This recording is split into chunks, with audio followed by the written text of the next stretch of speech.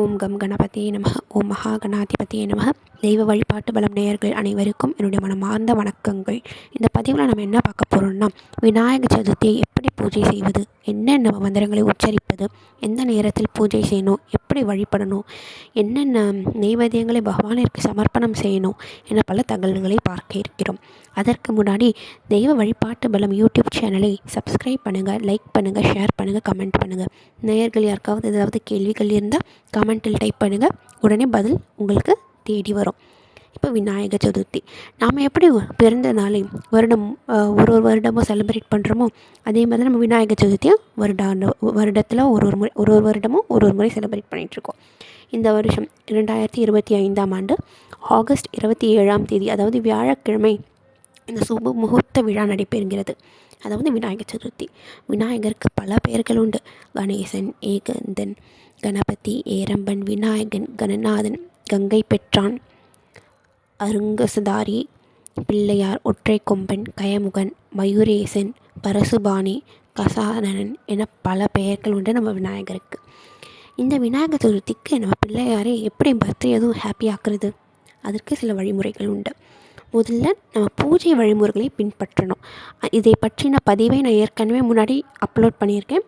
அதை ஒரு தடவை பார்த்துட்டு வந்துட்டு இந்த பதிவை பார்த்தீங்கன்னா உங்களுக்கு நான் தெளிவாக புரியும். அதாவது தெய்வமும் எப்படி தெய்வங்களை வழிபடணும், தினசரி வழிபாட்டு முறைகள் என்னென்ன அப்படின்றத அந்த பதிவில் நான் போட்டிருக்கேன். அதை ஒரு தடவை பார்த்துட்டு வந்து இந்த பதிவை பாருங்கள், தெளிவாக புரியும். ஸோ நம்ம என்ன பண்ணோன்னா, விநாயகர் சதுர்த்தி அன்று நம்மளுக்கே தெரியும், நம்ம வீட்டு பகுதிகளில் உள்ள கடைகளில் விநாயகர் சிலைகள் விற்பார்கள். அதாவது மண் சிலைகள். வேறு ஏதாவது மெட்டீரியலில் செஞ்ச சிலைகள்லாம் வாங்காதீங்க, மண் சிலை வாங்குங்க. அது பயோடிகிரேடபிள். நீங்கள் போய்ட்டு கடல்லையோ தண்ணிலையோ கரைச்சிடலாம். நீங்கள் அப்படியே மண்ணில் வச்சுருந்தாலும் அது பயோடிகிரேடபிள் தான். நம்மளுக்கு சுற்றுச்சூழலுக்கு எந்த ஒரு ஆபத்தும் வராது. அதனால் மண் சிலைகளை வாங்குங்க. விநாயகர் சிலை வாங்கும்போது நீங்கள் மறக்காமல் செய்ய வேண்டிய சில விஷயங்கள் என்னென்னா, அந்த சிலையோட சில விஷயங்கள், அதாவது சில பொருட்கள் இருக்கான்றதை பார்க்கணும். விநாயகர் அவருக்கு நம்ம போட வேண்டிய குடை, அதாவது விநாயகர் சிலை விற்பவர்களே அந்த குடையை சேர்த்து விற்பார்கள். அந்த குடை இருக்கான்னு பார்த்துக்கோங்க. அதுக்கப்புறம் மூஷிகர், எலி, விநாயகருடைய வாகனம், அது இருக்கான்னு பார்த்துக்கோங்க. இது 2வது. 3வது, நீங்கள் அருகம்புல் மறக்காமல் வாங்கிட்டு வந்துக்கோங்க. அதுக்கப்புறம் எருகம்பூ, அதாவது வயலட் கலரில் பூ இருக்கும்ல, அந்த பூ மாலை ஒன்று வாங்கிட்டு வந்துக்கோங்க. இதுதான் நீங்கள் விநாயகர் பகவான் அந்த சிலைக்கு செய்ய வேண்டிய முக்கியமான பொருட்கள் ஆகும். இதெல்லாம் மறக்காமல் வாங்கிட்டு வந்து வீட்டிற்கு அந்த சிலை எடுத்துக்கொண்டு வாருங்கள். சிலையை எப்படி ஃபஸ்ட்டு எடுத்துக்கொண்டு வரணுன்றதுக்கு சில வழிமுறைகள் இருக்குது. போயிட்டு பகவான் சிலையை கையிலேயே பிடித்து கொண்டு வருவது அது சரியாக இருக்காது. அதேமாதிரி கவர்லையோ இந்த மாதிரிலாம் போட்டு கொண்டு வராதீர்கள். தாம்பால் தட்டு என்று ஒன்று இருக்கும். அதாவது பகவானிற்கு அழகாக நம்ம வீட்டிற்கு எடுத்துக்கொண்டு வர வேண்டும். தட்டு, சில்வர் தட்டோ இல்லை அந்த ஸ்டீல் பிளேட்டோ, அதுக்கப்புறம் நீங்கள் சாமி பூஜைக்கு வைக்கிறீங்கள, பூஜை பண்ணுறீங்களா தட்டு, தாம்பால் தட்டு, அந்த தட்டு இந்த மாதிரி ஒரு நல்ல க்ளீன் பண்ணி ஒரு நல்ல தட்டு ரெடி பண்ணி வச்சுக்கோங்க. அதில் போயிட்டு பிள்ளையாரை வாங்கி கொண்டு எங்கள் வீட்டிற்கு அழகாக அழைத்து கொண்டு வாருங்கள். இதுதான் செய்முறை. பகவானே அழகாக எடுத்துக்கொண்டு வந்து பூஜை ரூமில் வச்சுக்கோங்க. அப்புறம் பூக்களால் கொண்டு பகவானை நல்லா அலங்கரித்து கொள்ளுங்கள். உங்களிடம் உள்ள நகைகள், மோதிரம், செயின், பிரேஸ்லெட்ஸ் என்ன இருந்தாலும் அது பகவானிற்கு தங்கத்தால் அலங்காரம் செய்யுங்கள். அது பூவெல்லாம் வைத்து கொள்ளுங்கள். அழகாக கொடை நட்டு வச்சு பகவான் கீழே அந்த அருகம்புல்லை வைத்து பகவான் கழுத்தில் அந்த எருகம்பூ அந்த பூவோட மாலையை அணிவித்து அழகாக அலங்காரம்லாம் பண்ணி வச்சுக்கோங்க. பண்ணி வச்சுட்டு நீங்கள் நெய்வேத்தியம் சமர்ப்பணம் செய்யலாம் பகவானிற்கு. என்ன நெய்வேத்தியம் விநாயகர் சதுர்த்தி என்று சொன்னாலே நம்ம புத்திக்கே நல்லாக தெரியும். அது மோதகம். பகவானிற்கு மிகவும் பிடித்த ரொம்ப பிடித்தமான உணவு மோதகமாகும். மோதகம்னா என்ன? கொழுக்கட்டையிலே பல வகை இருக்குது. எந்த கொழுக்கட்டைங்க அப்படின்னு நீங்கள் கேட்கலாம். எந்த கொழுக்கட்டைனாலும் இருந்தாலும் பரவாயில்லை, ஆனால் ஏதோ ஒரு கொழுக்கட்டை. பகவானிற்கு கொழுக்கட்டை பிடிக்கும். கொழுக்கட்டையை ஒன்று செய்து அழகாக அவருக்கு சமர்ப்பணம் செய்யுங்கள். சில பேர் கையில் பிடிப்போம்ல, கொழுக்கட்டையெல்லாம் ரெடி பண்ணி அதுக்குள்ளே வைக்கிற அந்த ஸ்டஃபிங், அந்த ஸ்வீட்டை ரெடி பண்ணி கையிலே பிடிப்பாங்க. கையில் பிடிக்கிற கொழுக்கட்டையும் ஒன்று இருக்குது. அப்புறம் பார்க்க பூண்டு மாதிரி ஒரு கொழுக்கட்டை இருக்கும் வெள்ளை கலரில், அந்த மாதிரி கொழுக்கட்டை இருக்குது. சில பேர் மஞ்சள் கலரில் பார்க்க அது கோபுரம் மாதிரி பிடித்து வைப்பார்கள். இது மாதிரி ஏகப்பட்ட வகையில் கொழுக்கட்டை உள்ளது.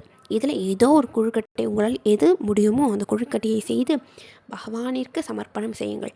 அதுக்கப்புறம் பூஜை நாங்கள் எப்படி செய்வோம்? முதல்ல பகவானிற்கு அலங்காரம் இதெல்லாம் செய்து முடித்து விட்டு ஊதுபத்தி 2 ஊதுபத்தியை ஏற்றி 2 ஊதுபத்தியை ஏற்றிக்கொள்ளுங்கள். பகவானிற்கு ஆராதனை காமிங்கள். வீடு ஃபுல்லாக எங்கெங்கே சாமி இந்த சில பேர் வீட்டில் சாமி கேலண்டர் வச்சுருப்பாங்க, இல்லை சாமி ஃபோட்டோஸே எங்கேயாவது வச்சுருப்பாங்க. அந்த மாதிரி இடத்துலலாம் போயிட்டு பகவானிற்கு ஆராதனை காமித்து வாருங்கள். அதுக்கப்புறம் சாம்பிராணி புகை போடுங்க. வீடு ஃபுல்லாக சாம்பிராணி புகை போட்டு பகவானிற்கு சாம்பிராணி ஆராதனையும் காட்டுங்கள். அதற்கப்புறம் நெய்வேத்தியம் சமர்ப்பணம் செய்யணும். அதாவது நீங்கள் செய்த கொழுக்கட்டை, இது தவிர பிற உணவுகளையும் நீங்கள் செய்வீர்கள். சாதம், சாம்பார், பொரியல், ஒரு ஸ்வீட்டுக்கு ஒரு பாயாசம், இந்த மாதிரி நீங்கள் அதாவது உங்களுக்கு பழக்கம் என்ன இருக்கிறதோ, இத்தனை வருடமாக நீங்கள் விநாயகர் சதுர்த்திக்கு பகவானிற்கு என்ன சமர்ப்பணம் நெய்வேத்தியமாக செய்து வந்தீர்களோ அந்த உணவுகளை மறக்காமல் செய்துவிட்டு அதோடு இந்த மோதகமும் செய்து பகவானிற்கு சமர்ப்பணம் செய்யுங்கள்.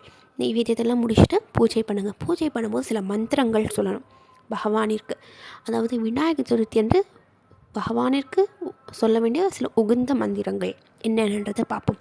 முதல் மந்திரம், நீங்கள் தெளிவாக கவனிச்சிருந்தீங்கன்னா இந்த தொகுப்பு ஆரம்பத்திலேயே ஒரு மந்திரம் சொல்லியிருப்பேன். ஓம் கம் கணபதியே நமக, ஓம் மகா கணாதிபதியே நமகன்னு. இந்த மந்திரத்தை 108 முறை சொன்னால் மிகவும் பிரமாதம். எங்களால் அவ்வளோலாம் முடியாதுங்க அப்படின்னு சொன்னீங்கன்னா அட்லீஸ்ட் மினிமம் ஒரு 11 முறையாவது சொல்லுங்கள். இது முதல் மந்திரம். இரண்டாவது மந்திரம், ஓம் கணநாம் த்வா கணபதி ஹிம் ஹவாமஹே கவிம் கவீனாம் உபமஸ்ரவஸ்தமம் ஜேஷ்டராஜம் பிரம்மணாம் பிரம்மணஸ்பத ஆன ஸ்ருண்வன் நூதிபி சீத சாதனம் ஓம் மகா கணாதிபதியே நமக. இந்த மந்திரத்தையும் 108 முறை சொன்னால் பிரமாதம். இதுவும் முடியலையா 11 முறையாவது மினிமம் சொல்லுங்கள். அடுத்து மூன்றாவது, அதாவது உங்களுக்கு மந்திரம் படிக்கும் ஆர்வம் இருக்கிறது, பகவானிற்கு இன்னும் மந்திரம் சொல்லணும்னு நினைக்கிறவங்க இன்னும் இந்த மந்திரத்தை எல்லாம் சொல்லலாம். அடுத்து என்ன மந்திரங்கள்னால் விநாயகர் அஷ்டோத்திரம். அஷ்டோத்திரம்னா 108 நாமாவளி. அதாவது பகவான் விநாயகரை 108 பெயர்களால் கொண்டு போற்றி அப்படின்ற மந்திரத்தை சொல்லி பகவானை வழிபடுவது தான் விநாயகர் அஷ்டோத்திரம். இந்த மந்திரங்களெல்லாம் செய்து பகவானிற்கு பூஜை செய்து நம்மளுடைய பிரார்த்தனைகளை வேண்டிக் கொண்டால் கண்டிப்பாக நடைபெறும். பகவான் மனம் பூத்து குலுங்கும். அவருக்கு மிகவும் பிடிக்கும்.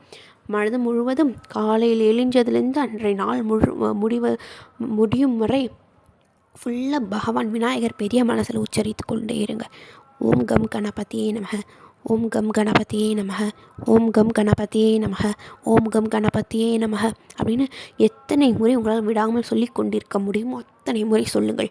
இது இந்த மாதிரி விநாயகர் சதுர்த்தி அன்று செய்து கொண்டே, அதாவது இந்த மந்திரங்களை உச்சரித்து கொண்டே நம்ம பகவானிற்கெல்லாம் செய்யும் பொழுது நம்ம செய்கின்ற விஷயங்கள் எல்லாமே டைரெக்டாக பகவானுக்கு போயிடும். அதாவது அவருக்கு ஸ்ட்ரெயிட்டாக போயிட்டு ரீச் ஆகிடும் அப்படின்றது ஒரு நம்பிக்கை. ஏன்னா நம்ம அவர் பேரை கூப்பிட்டுட்டே செய்கிறோம்ல, அவர் கவனிச்சுட்டே இருப்பார் பகவான். அதற்காக தான் இந்த மாதிரி பின்பற்றுங்கள். பகவானை மனது முழுவதும் நன்றாக நினைத்து கொள்ளுங்கள். தவறு எதுவும் நம்ம செய்யக்கூடாது. தவறான எண்ணம், தவறான சிந்தனை, தவறான புத்தி, தவறான செயல்கள் இது யாரும் செய்யக்கூடாது. நல்ல தர்மத்தின் வழியிலே பகவான் நம்மளுக்கு